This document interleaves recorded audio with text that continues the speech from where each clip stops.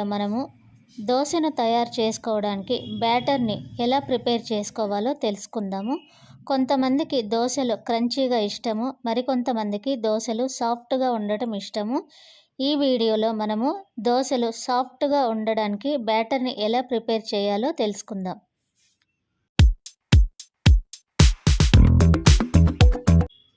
ఇక్కడ నేను 3 గ్లాసుల రైస్ తీసుకున్నాను. దీన్ని 3 సార్లు నీట్గా వాష్ చేసి 4 to 5 అవర్స్ బాగా నానబెట్టాలి. 3 గ్లాసుల రైస్ తీసుకున్నాను కాబట్టి 1 గ్లాసు మినప్పప్పు, 3 స్పూన్ల శనగపప్పు, 1/2 టీ స్పూన్ మెంతులు, వీటిని కూడా 3 సార్లు శుభ్రంగా కడిగి 4 to 5 అవర్స్ నానబెట్టుకోవాలి.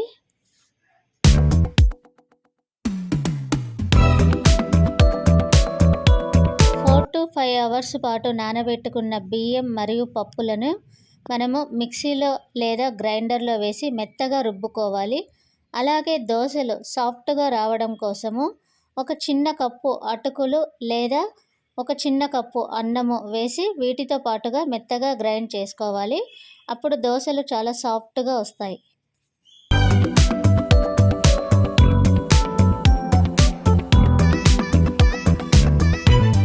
ఇలా రుబ్బి పెట్టుకున్న పిండిని ఒక బాక్స్లో వేసి మనము మూత పెట్టి స్టోర్ చేసుకోవాలి.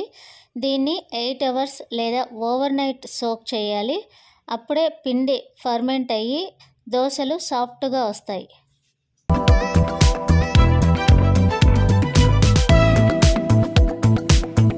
పిండిని నైట్ అంతా సోక్ చేయడం వలన మార్నింగ్ అంతా పిండి ఫర్మెంట్ అయ్యి పైకి పొంగి ఉంటుంది.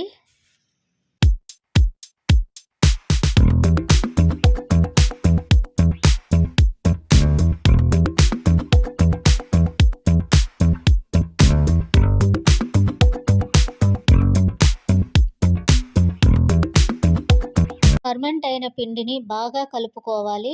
ఇలా కలిపిన తర్వాత మనకు ఎంత క్వాంటిటీలో కావాలో అంత పిండిలో మనము సాల్ట్, కొద్దిగా వంట సోడా వేసి బాగా కలుపుకోవాలి. మిగిలిన దోశ బ్యాటర్ ఏదైతే ఉందో దాన్ని ఒక బాక్స్లో వేసి మూత పెట్టి దాన్ని ఫ్రిడ్జ్లో స్టోర్ చేసుకోవాలి. ఇది 4 to 5 డేస్ మనము వాడుకోవచ్చు.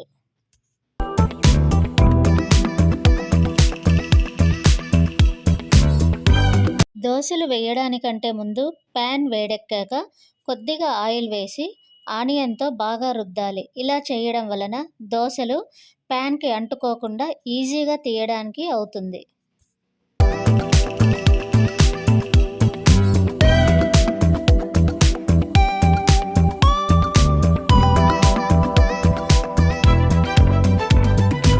ప్యాన్ మీద ఆనియన్తో రుద్దిన తర్వాత దోశపిండిని వేసి దాన్ని నీట్గా పల్చగా రుద్దుకోవాలి.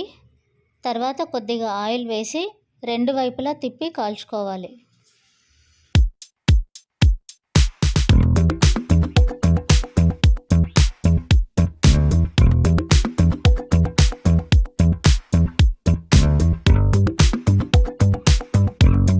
సాఫ్ట్గా టేస్టీగా ఉన్నటువంటి దోశలు రెడీ అయినాయి.